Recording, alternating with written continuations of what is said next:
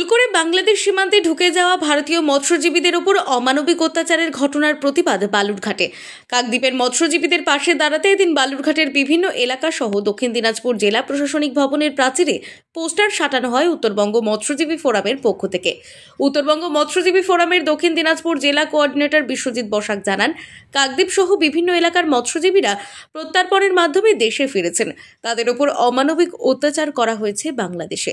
পাশাপাশি দক্ষিণ দিনাজপুর জেলা রাজ্যের বিভিন্ন এলাকায় কাঁটাতারের বেড়ার ওপারে ভারতীয় ভূখণ্ডে অনেক পুকুর ও জলাশয় রয়েছে।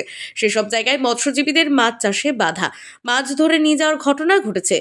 মৎস্যজীবীদের ওপর অত্যাচারের ঘটনায় সাধারণ মানুষকে গর্জে ওঠার আহ্বান জানিয়ে তাদের পাশে থাকার আর্জি জানায় উত্তরবঙ্গ মৎস্যজীবী ফোরাম।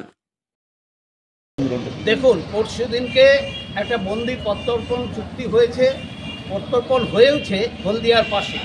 সেখানে 95 জন ভারতীয় মৎস্যজীবী যারা আটকে ছিল বাংলাদেশে, তারা ফিরেছে।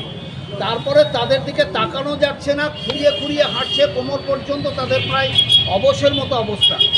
প্রচণ্ড কুয়াশা, ঝড়ের মধ্যে হয়তো একটু সীমানা লঙ্ঘন হতেই পারে, একটা নৌকা নিয়ে যাচ্ছি, লঙ্ঘন হয়ে গেছে।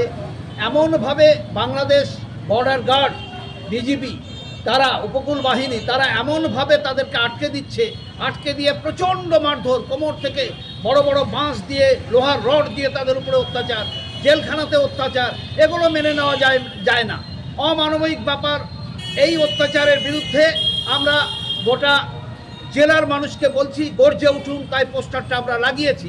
কাকদ্বীপের মৎস্যজীবীর সাথে সাথে উত্তরবঙ্গের দক্ষিণ দিনাজপুরের মৎস্যজীবীরাও তাদের পাশে আছে, এ কথাটা আমরা জানান দিচ্ছি। এই বিএসএফের ক্ষেত্রে এরকম হয়। আমাদের ভূখণ্ড যেটা আছে, কাঁটাতারের বেড়ার পরে 150 মিটার ভারতীয় ভূখণ্ড, সেখানে পুকুরগুলোতে যখন মাছের পোনা ছাড়তে যাচ্ছে 6 ঘন্টা 8 ঘন্টা পরে পারমিশন হচ্ছে। আগের দিন কথা বলার পরেও এই অত্যাচার হচ্ছে, তাতে মাছের পোনা মরে যাচ্ছে। মাছ মারতে গেলেও সেই মাছ মারার টাইম তারা দিচ্ছে না। আবার বাংলাদেশের তরফ থেকে ওপারের লোক এসে সমস্ত পুকুরের মাছ মেরে নিয়ে চলে যাচ্ছে। কেন এত অত্যাচার মৎস্যজীবীদের উপরে, এই গরিব মানুষগুলোর উপরে?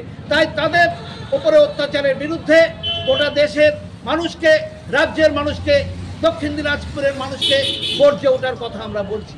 এটা মেনে নেওয়া যাবে না। একদিকে বিএসএফের অত্যাচার, অন্যদিকে বিজিবি, বাংলাদেশ বর্ডার গার্ডের অত্যাচার, এটা আমরা মানব না।